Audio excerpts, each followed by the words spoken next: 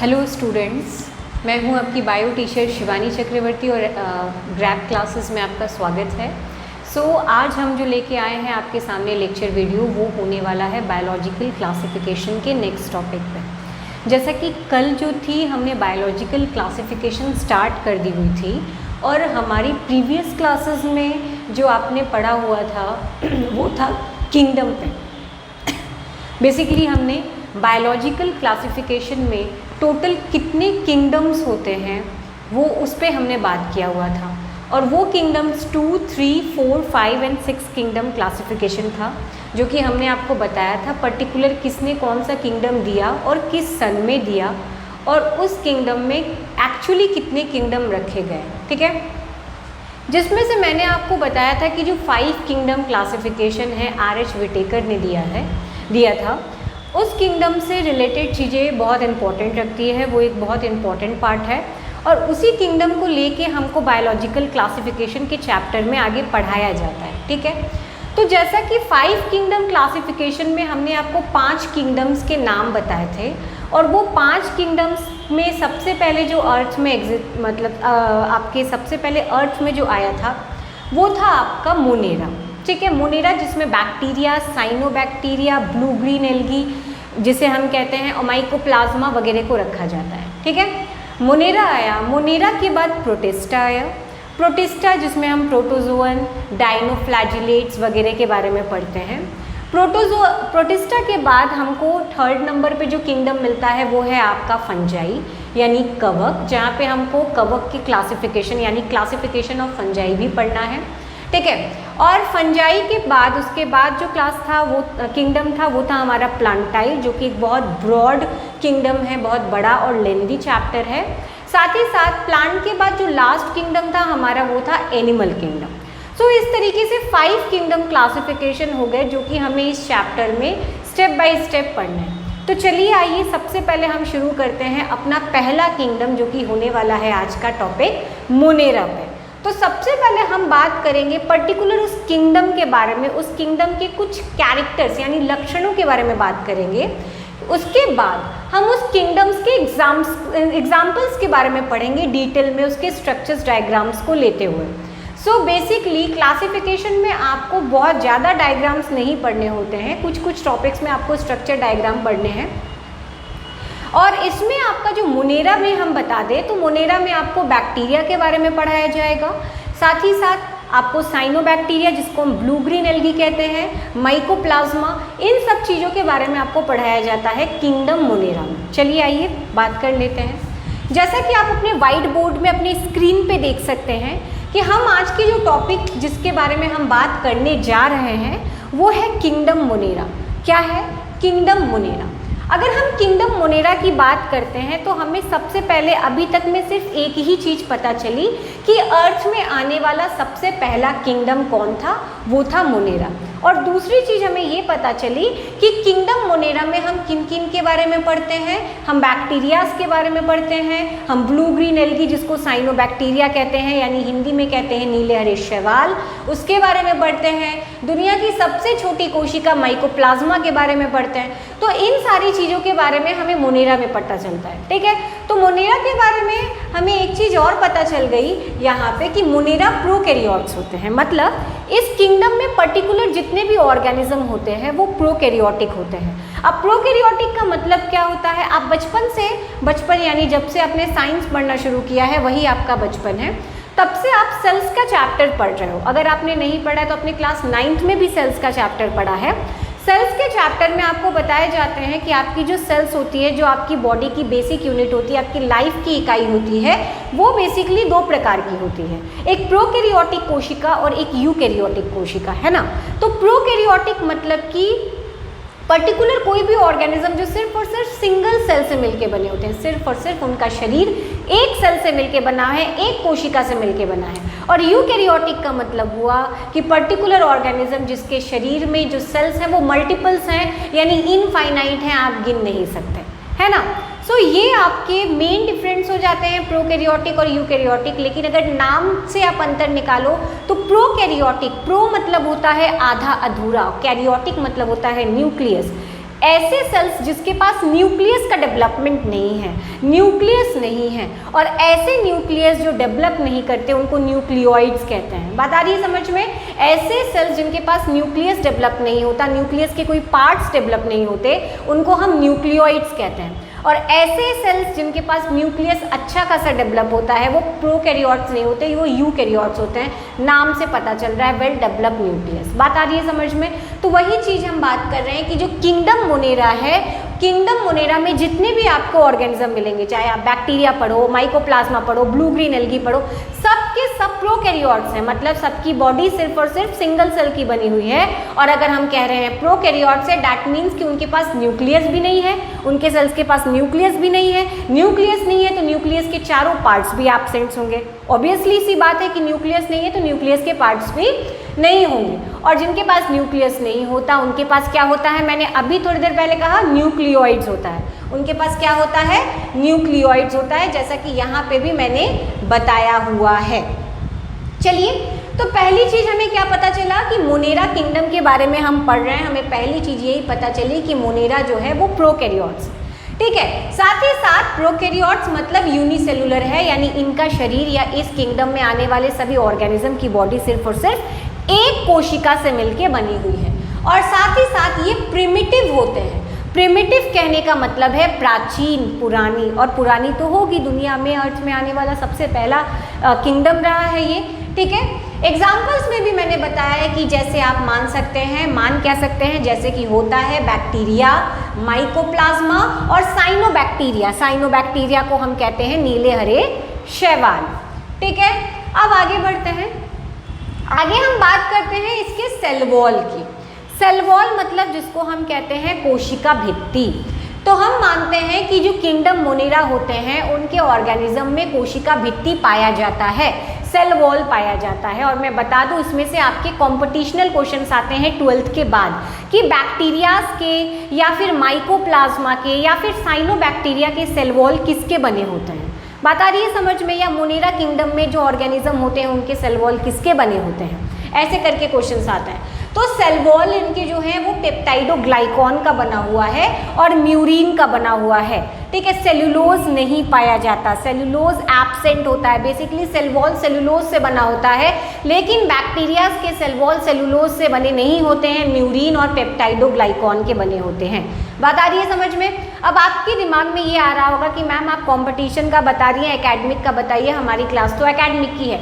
तो मैं आपको ये बता दूं कि एकेडमिक में अगर आपको पूछा जाता है क्वेश्चन तो आपसे डायरेक्ट क्वेश्चन पूछता है कि मोनेरा किंगडम के बारे में बताइए या कैरेक्टरिस्टिक बताइए, तो आपको ये सारे पॉइंट्स मोनेरा किंगडम्स में लिखने हैं। और आपके मल्टीपल चॉइस में भी आपके एकेडमिक्स में या फिलिंग द ब्लैंक्स करके भी आपके एकेडमिक में या फिर आपके एग्जामिनेशन के वक्त में आपके वाइवा से भी क्वेश्चंस ऐसे पुटअप होते हैं।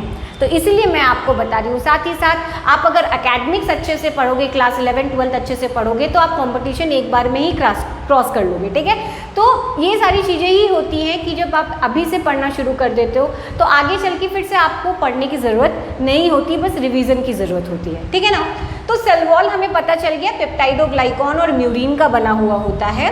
और साथ ही साथ हम मानते हैं कि प्रोकैरियोटिक और यूकैरियोटिक में जब हमको डिफरेंट पढ़ाया जाता है, अंतर पढ़ाया जाता है, तो एक पॉइंट हम ये भी लिखते हैं कि प्रोकैरियोटिक कोशिका में कोशिकांग नहीं पाए जाते। Cell organs, membrane bounded cell organs are absent. Membrane bounded मतलब ऐसे सेल ऑर्गन्स जिनके पास कोशिका कला यानी सेल मेम्ब्रेन या प्लाज्मा लिमा होती है, वैसे सेल ऑर्गन्स इनके पास नहीं होते प्रोकैरियोट्स में। तो ऑब्वियसली अगर किंगडम मोनेरा प्रोकैरियोट्स हैं, उनके ऑर्गेनिज्म एक सेल से मिलके बने हैं, प्रोकैरियोट्स हैं, तो ऑब्वियसली सी बात है कि इनके पास भी मेम्ब्रेन बाउंडेड सेल ऑर्गन्स जैसे Golgi body, mitochondria, plastids, endoplasmic reticulum, ठीक है ना। साथ ही साथ आपके राइबोसोम्स नहीं, माइटोकॉन्ड्रिया, लाइसोसोम्स, ये सारी जो सेल ऑर्गन्स होती हैं वो एब्सेंट होती हैं। राइबोसोम्स पाई जाती है क्योंकि राइबोसोम्स मेम्ब्रेन बाउंडेड नहीं है, छोटा सा होता है, राउंडेड शेप का सेल ऑर्गन कोशिकांग होता है जिसको हम प्रोटीन फैक्ट्री कहते हैं सेल का। इसमें कोई भी मेम्ब्रेन नहीं होता, इसीलिए ये प्रोकैरियोटिक सेल्स में पाया जाता है। और मोनेरा किंगडम में 70S टाइप्स का राइबोसोम्स पाया जाता है। कितने टाइप का? 70S टाइप्स के राइबोसोम्स आपके किंगडम मोनेरा में पाए जाते हैं। बात आ रही है समझ में? अब आगे बढ़ते हैं पोषण की, न्यूट्रिशन की।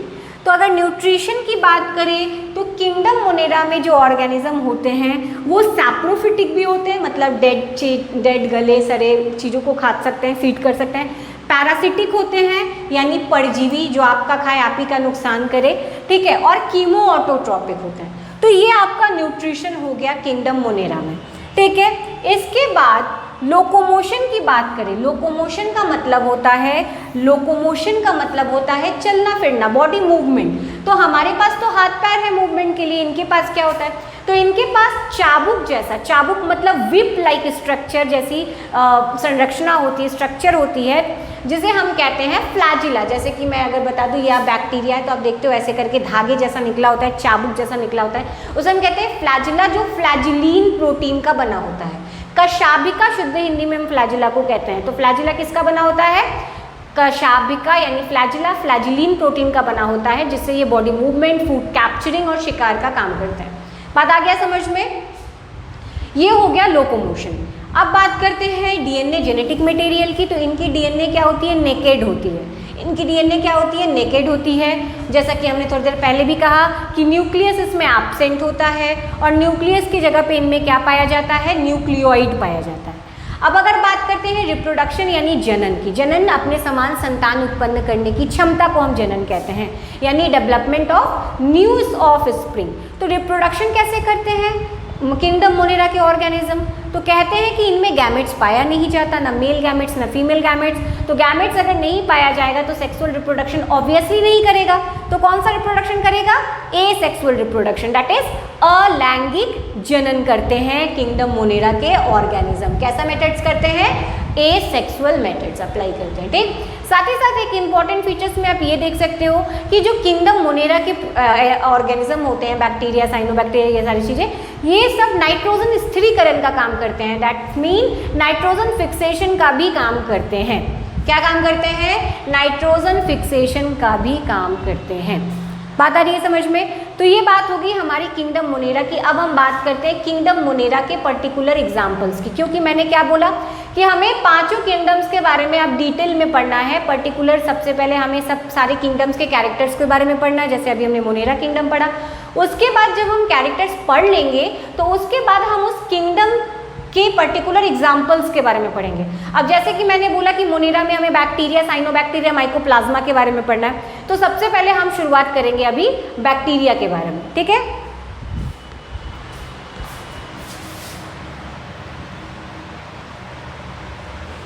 जैसे कभी कभी आपसे पूछ लिया जाता है कि बैक्टीरिया को किस किंगडम में रखा गया या साइनोबैक्टीरिया को किस किंगडम में रखा गया है, तो आई होप अब आपको समझ में आ गया होगा। आप तुरंत बता दोगे कि मोनेरा में रखा गया है।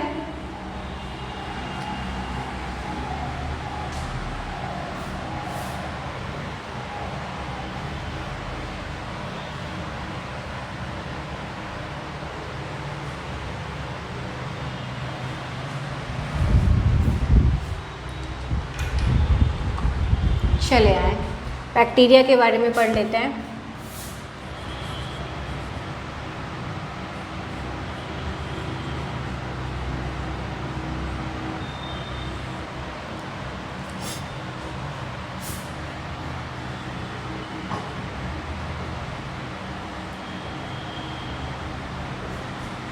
बैक्टीरिया का जो टर्म था वो इरेनबर्ग जैसे साइंटिस्ट ने दिया हुआ था। इरेनबर्ग जैसे साइंटिस्ट ने 1829 में दिया हुआ था, प्रपोज किया हुआ था, ठीक है।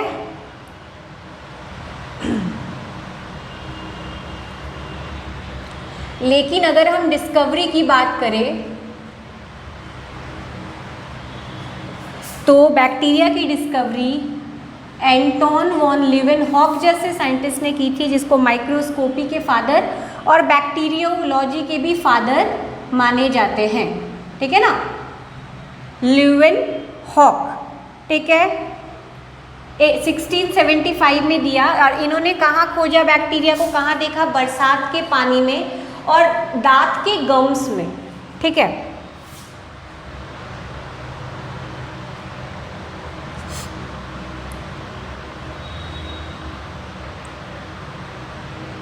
इसके अलावा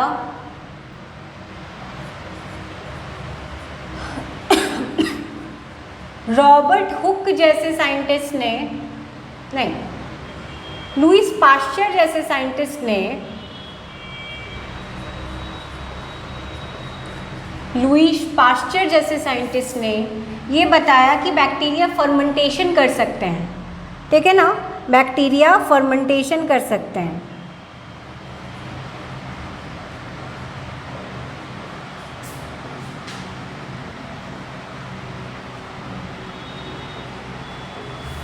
फर्मेंटेशन का मतलब समझ में आ रहा है, हिंदी में कहते हैं किडवन, ठीक है।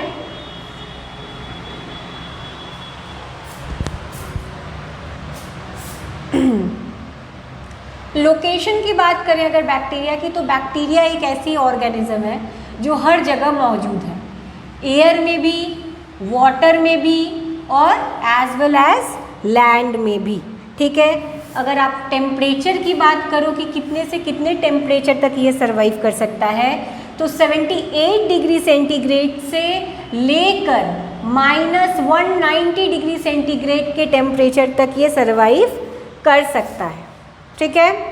बैक्टीरिया भी बेसिकली जैसा कि किंगडम मोनेरा है, प्रोकैरियोट है, तो बैक्टीरिया प्रोकैरियोटिक ही होंगे, आपको मैंने बताया है, ठीक है। यूनिसेलुलर हैं, ठीक है। सेल वॉल में क्या पाया जाएगा आप जानते हैं, अभी मैंने बताया था पेप्टाइडोग्लाइकॉन, पेप्टाइडोग्लाइकॉन, ठीक है ना। न्यूक्लियस एब्सेंट है, न्यूक्लियस की जगह क्या होगा, न्यूक्लियोइड प्रेजेंट होगा, अभी थोड़ी देर पहले ही बताया था, ठीक है। एक्स्ट्रा क्रोमोसोम, इनके पास एक्स्ट्रा डीएनए मटेरियल होता है जिसे हम एक्स्ट्रा क्रोमोसोमल मटेरियल कहते हैं। तो एक्स्ट्रा क्रोमोसोमल मटेरियल में इनके पास होता है प्लाज्मिड, क्या होता है, प्लाज्मिड। ये क्वेश्चन आता है, बैक्टीरियाज में पाया जाता है प्लाज्मिड, जिसे हम एक्स्ट्रा क्रोमोसोमल मटेरियल कहते हैं, ठीक है।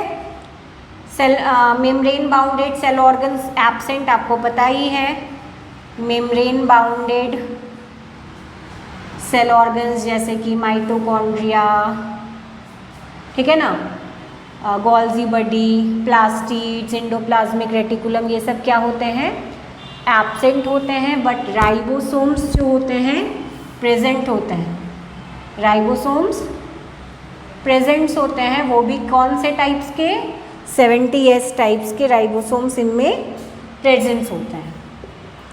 साइज की बात कर लेते हैं, तो बैक्टीरिया की जो लेंथ होती है वो आपकी होती है 1 से 10 मिली माइक्रोन, और बैक्टीरिया से भी 10 टाइम्स छोटा होता है वायरस, ठीक है, लेंथ हो गई।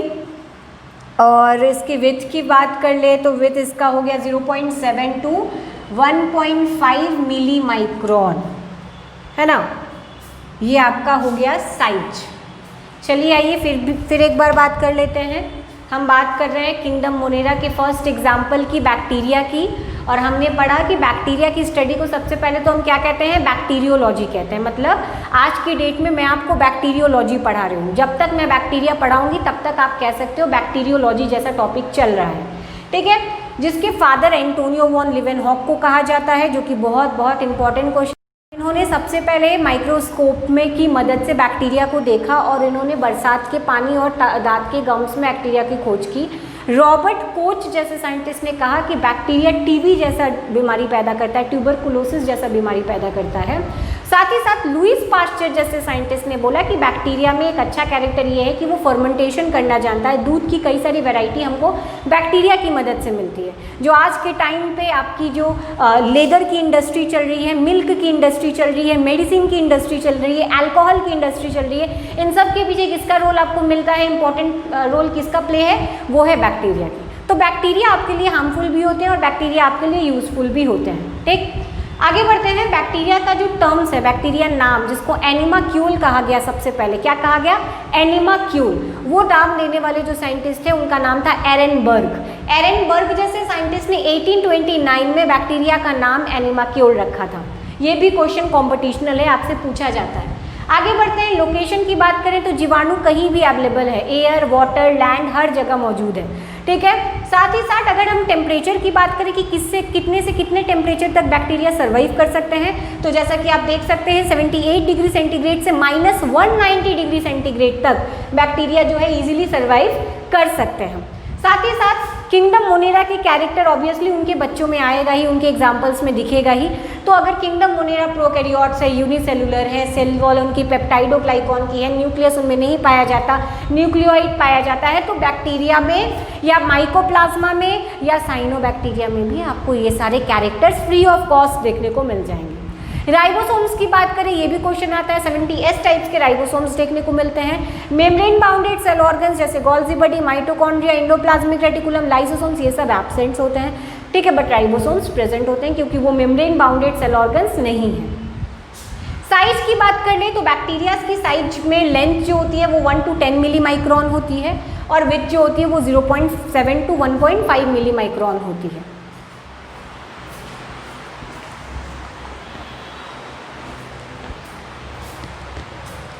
ठीक है, तो ये आपकी बात हो गई बैक्टीरिया के थोड़े बहुत पॉइंट्स के बारे में।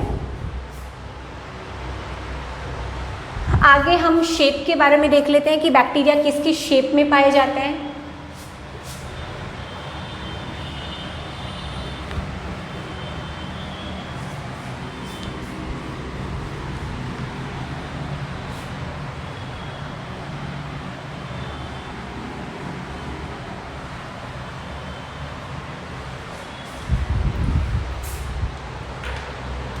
शेप में बात करें तो अगर बैक्टीरिया के शेप की बात करें तो सबसे पहला शेप होता है आपका कोकस। कोकस मतलब ऐसा बैक्टीरिया जो राउंड शेप का होता है, गोल आकार का होता है। कैसा होता है? राउंड शेप का होता है, ठीक है। तो इसमें भी चीज़ें होती हैं कि अगर वो सिंगल है तो उसे हम क्या कहते हैं? उसे हम कहते हैं मोनोकोकस। नाम के पीछे कोकस आ जाना मतलब आपको समझ में आ जाएगा कि बैक्टीरिया कैसे शेप का है, गोल शेप का है, और नाम के आगे मोनो आ जाना मतलब एक है, ठीक है। इसी में कोकस में मोनोकोकस हो गया। अगर दो है तो उसे हम क्या कहते हैं? डिप्लोकोकस। क्या कहते हैं? डिप्लोकोकस कहते हैं, ठीक है ना। अगर दो से ज़्यादा है, 4 सेल्स हैं, तो उसे हम क्या कहते हैं? टेट्राकोकस। 2 से 3 से ज़्यादा है तो टेट्राकोकस, ठीक है।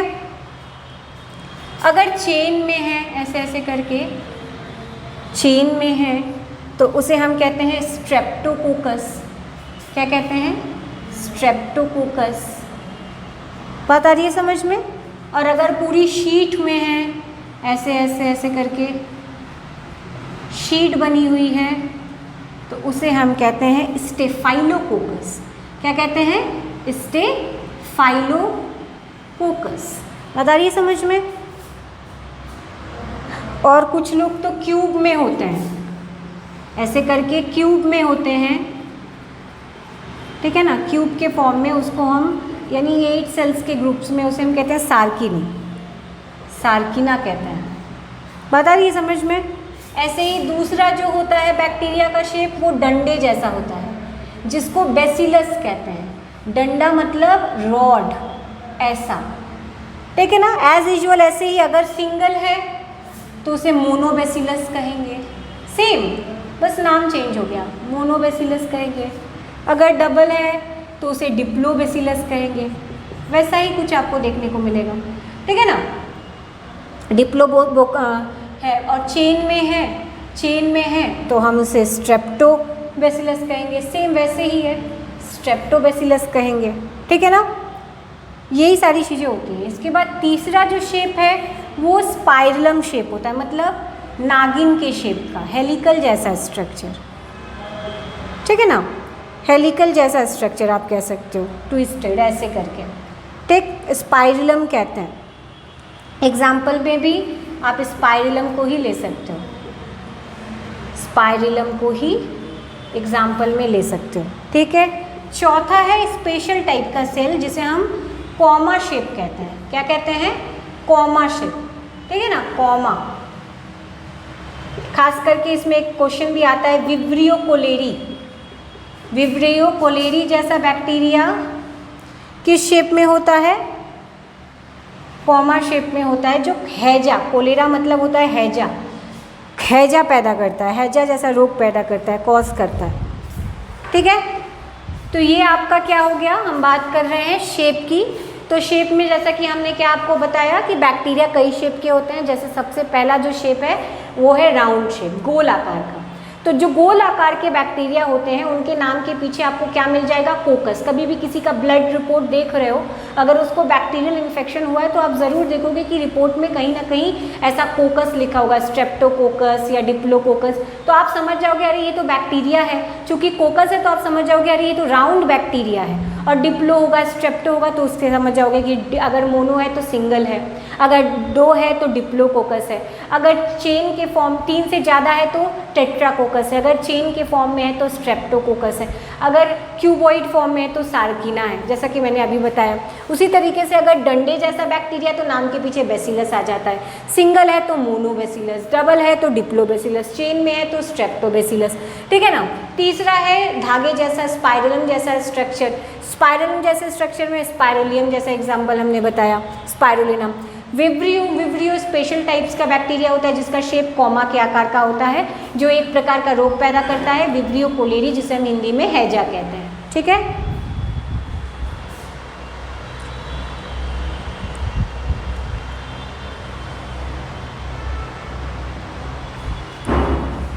अब थोड़ा स्ट्रक्चर के बारे में बात कर लेते हैं, स्ट्रक्चर ऑफ बैक्टीरिया के बारे में।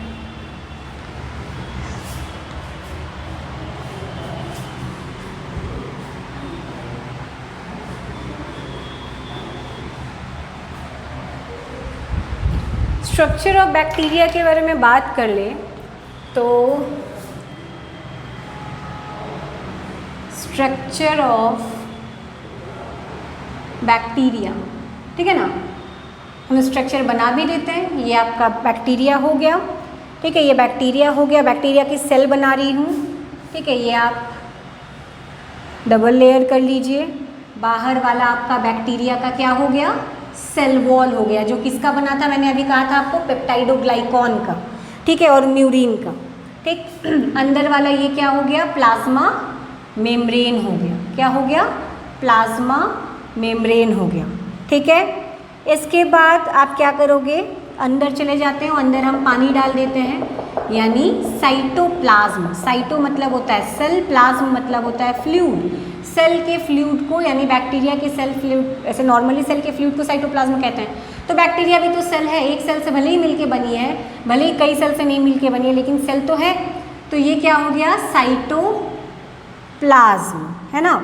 साइटोप्लाज्म में आपको बैक्टीरिया में क्या क्या नजर आ रहा है तैरते हुए?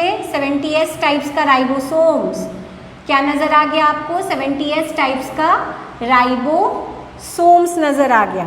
ठीक है। न्यूक्लियस डेवलप नहीं है, लेकिन न्यूक्लियस की जगह में आधा अधूरा चीज मौजूद है, ठीक है ना, आधा अधूरा चीज मौजूद है। उस आधे अधूरे चीज को हम क्या कहेंगे? न्यूक्लियोइड। हम क्या कहेंगे? न्यूक्लियोइड कहेंगे। और मैंने क्या कहा था कि एक्स्ट्रा जेनेटिक मटेरियल होता है, जिसे हम क्या कहते हैं बैक्टीरिया में? जिसे हम प्लाज्मीड कहते हैं। क्या कहते हैं? प्लाज्मीड कहते हैं। और लोकोमोटरी ऑर्गन भी बना देते हैं हम, इसे हम क्या कहेंगे? इसे हम फ्लैजिला कहेंगे, जिससे ये बॉडी मूवमेंट और फूड कैप्चरिंग का काम करते हैं। तो ये हो गया आपका बैक्टीरिया सेल का डायग्राम। अगर इस एग्जाम्पल में आता है स्ट्रक्चर बनाइए बैक्टीरियल सेल का, तो ये सारी चीज़ें आप आराम से क्या कर सकते हो? बना सकते हो। और इन सारी चीज़ों के बारे में एक एक लाइन भी लिख सकते हो। कौन कौन सी चीज़ें हमने बताई? 2 लेयर बता दिया, एक आउटर सेल वॉल, ठीक है, एक इनर प्लाज्मा मेम्ब्रेन, फिर हमने अंदर साइटोप्लाज्म बताया, 3 नंबर पे पानी फ्लूइड, जिसके ऊपर हमें 70S टाइप्स के राइबोसोम्स मिल गए। न्यूक्लियस डेवलप नहीं है तो उसकी जगह पे न्यूक्लियोइड मौजूद है। उसके बाद जो एक्स्ट्रा क्रोमोसोमल मटेरियल है उसे हम प्लाज्मिड कहते हैं, और जिससे लोकोमोशन करता है उसे हम फ्लैजिला कहते हैं, जो फ्लैजिलीन प्रोटीन का बना होता है। तो आई होप आपको चीज़ें समझ में आ गई होंगी आज की क्लासेस में, जो हमने क्या क्या पढ़ा किंगडम मोनेरा के कैरेक्टर्स के बारे में। और उसके एग्जाम्पल में सबसे पहले हमने आज बैक्टीरिया के बारे में कुछ पढ़ा, बैक्टीरिया के इंट्रोडक्शन, डिस्कवरीज के बारे में, उसके लोकेशंस के बारे में और उनके जनरल कैरेक्टर, साइज, शेप और structure of bacterial cell. Okay, so I hope आपको चीज़ें समझ में आ रही होंगी। अगर कोई प्रॉब्लम है तो आप कमेंट बॉक्स में कमेंट कर सकते हैं। आज के लिए इतना ही, थैंक यू।